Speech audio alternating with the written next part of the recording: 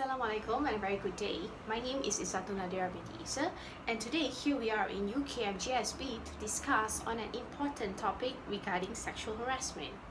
See, most people spend 40% of their waking hours at work. Thus, romantic relationship usually begins here. What can go wrong from this romantic relationship workplace is that if the feelings are not mutual or when the other party feels pressured, sexual harassment can occur. A shocking report actually revealed over half Malaysian women have experienced sexual harassment in their organizations.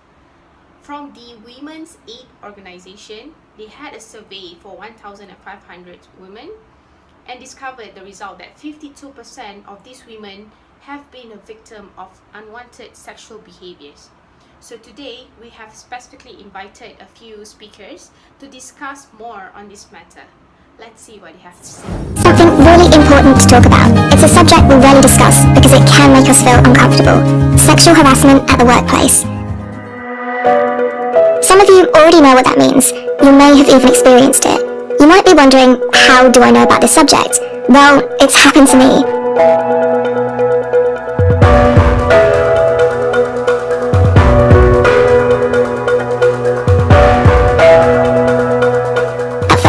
Avoided the issue and didn't know who to ask for help. I felt ashamed, but there's nothing to be ashamed about, and it's up to all of us to prevent it. So, what is sexual harassment at the workplace? How can we recognise it, and how does it affect our lives? Sexual harassment includes both physical contact and verbal and non-verbal acts. It can be as simple as an inappropriate suggestion, comment, gesture, or even a text message that's sexual in tone, or as serious as a sexual assault. Some of us don't know we are being victimised and feel powerless to stop it. A Vietnamese proverb says, being a flower is to be picked up, being a woman is to be cheated on by men. When this could lead to bad behaviour by men, women can find themselves victim of sexual harassment, and that's not funny at all. It is also unacceptable behaviour which is prohibited by law. It means factories have to take measures to prevent harassment, which they usually do through a written policy. Companies that buy our clothes often have rules against harassment too, designed to ensure factories protect workers. But many victims of sexual harassment don't know who to turn to if they have been abused. Often they remain silent or feel too afraid to report an incident. I also felt ashamed and worried I'd lose my job if I reported a problem. The problems didn't go away, and soon I was so depressed I didn't want to go to work. But eventually I decided I didn't want to suffer in silence or let others face the same experience. I first confronted the person harassing me and let him know what he was doing was upsetting me. When it didn't stop, I took notes on what happened, where and when. Then I spoke to my supervisor, whom I trust, and she knew exactly what to do. She went to speak to the human resource manager. Then things really began to change for the better. So, if you ever experience sexual harassment in the workplace, don't suffer in silence, and make sure you speak to someone who can solve the problem. They will listen, and they know how to help you. Do it for yourself and your colleagues. Thank you everyone for coming to this forum. Recently we heard about one employee from company A has resigned due to sexual harassment. So, I wanted to ask all of you about sexual harassment and work romance, but I will start with Ms. Izri. Ms. Izri, what do you think of work romance? What is an office romance, and what is the difference of sexual harassment? Thank you, Miss Azira. Well, work romance or office romance, which is situation which two member of business establishment, it can be co-worker or employee of the company itself. In office or a shop particularly, it can become romantically linked with one another because you work together every day, right? Almost seeing each other almost every day in the week. For business and all sizes, such as development, can be complicated for the business operation itself. After all, business romance that something can go awry. It can not only result in the emotional pain for one or sometimes both party involved, but in the principle involved, but also trigger losses for the person itself and can reduce the workplace productivity that direct impact the business and the company. And for work romance, sometimes can be differentiate a few types, which is sometimes can involve mentor, sometimes can involve between peers, can be involved in long-term relationship, fling, and some for the worst case for the extramarital affair. Hi Wani, as a senior lecturer from University B, can you elaborate more on sexual harassment and how it started? Thank you, Ms. Azira, for the question. Well, actually, sexual harassment in the workplace has been recognized as a serious misconduct in the West. Well, it has only recently acknowledged in the Asian region. A new recently study stated that 35 to 53% of a woman experience a sexual harassment at work. They also have an interesting fact that 32% of the male correspondents stated that they also experience the sex harassment at workplace. Okay, Ms. Naza, this is an interesting question. If this happened to an employee, so normally what is the severity level and what is the potential loss for the company? The level of severity lindatan cases can be categorized as serious, and there is a few potential loss based on this severity. First, it can cause absenteeism, low productivity, increased healthcare costs, poor moral, and higher employee turnover. Back to Ms. Izrin again.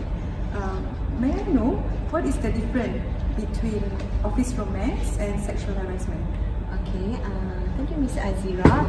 Well, for office romance, usually it's just interaction between one person to another, while sexual harassment usually it can be defined as a sex discrimination act in 1984 as any unwanted or unwelcome behavior or misconduct of sexual nature, which is a reasonable person could anticipate, possibly make a person feel offended, humiliated, or intimidated.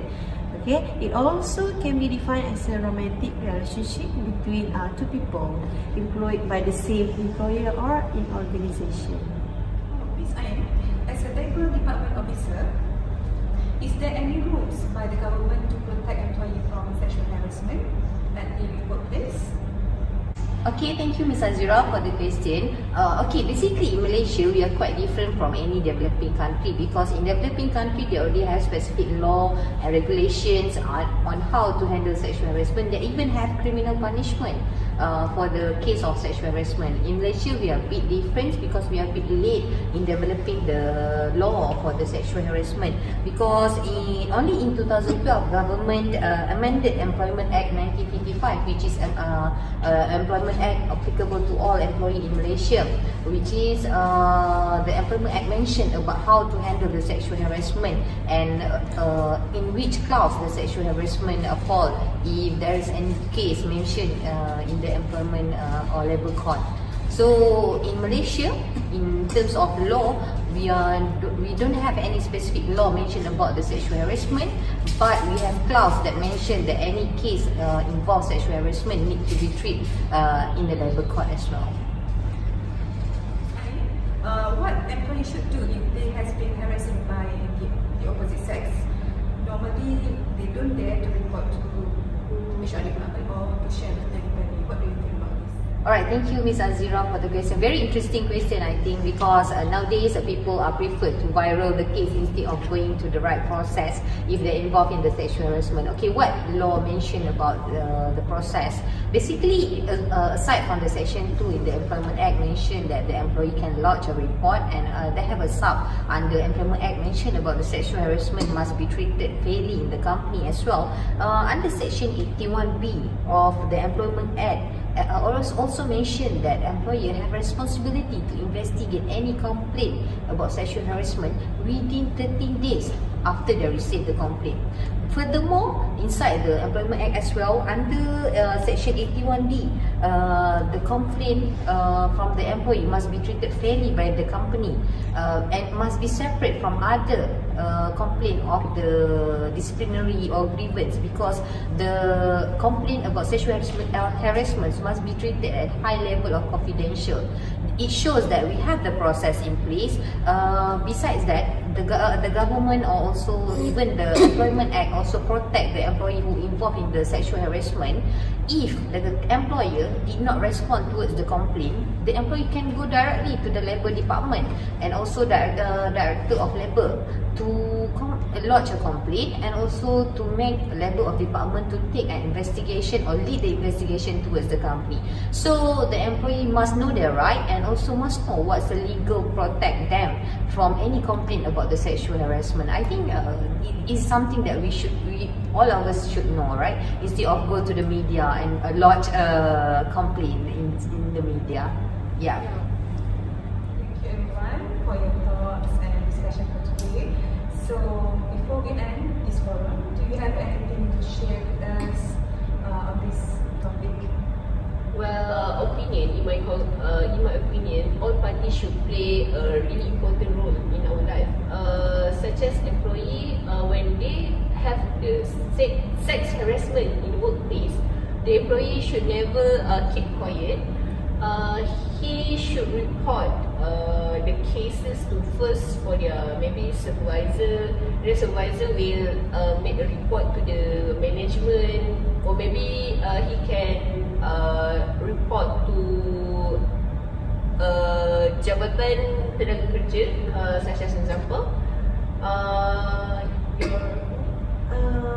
also have a same agreement with Miss Wani, but I do believe as a woman, sometimes we call it as a minority people in office, in the workplace, we must at least know how to stand up for yourself. If you find you feel offended, or you feel that it's not right for you and for your neighbor, your surrounding, please at least do something about it, rather than just sit down and make people sympathy for you but cause nothing. So at least as a woman again, do something so that people know that this case is actually happening anywhere, it's everywhere. But we as a person, we must take in charge for yourself. I think that is what for me, and probably Naza want to add more. Okay, I would like to give my suggestion regarding the company policy, because in company A we don't have company policy regarding workplace romance. So I think they must publish one company policy so that their employee cannot do above the guideline that should be as a workplace romance.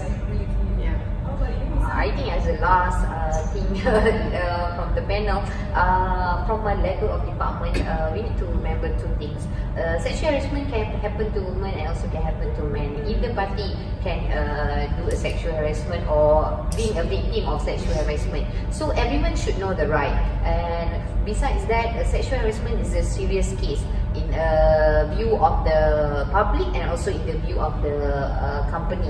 So it's not that everyone can lodge a report, it's not that everyone can simply take the action as a sexual harassment, but we need to differentiate what is sexual harassment and what is not a sexual harassment. So everyone have their own role, and the company, the employee and employer also should play a role by doing a company policy and even to strengthen their work culture to avoid any case that can lead to the sexual harassment. Thank you everyone for today's session.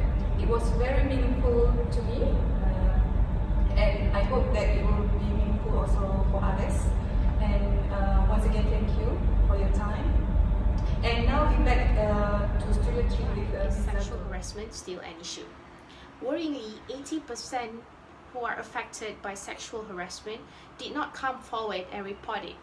Only 1% of the victims reported to the union, which begs the question, why? Well, many feared that it would have negative impact on their career or working relationship. They are afraid if that they come forward and bring up this issue, bring up this matter to their human resource department or to their management, they would have a negative view on this person. Others worried that their concern wouldn't be taken seriously. And also, the feeling of shame, anxiety, and embarrassment are just too much to bear. We women should take this matter very seriously. As an advice, if you have been a victim of sexual harassment, please come forward, seek help. You need to let someone know what is going on.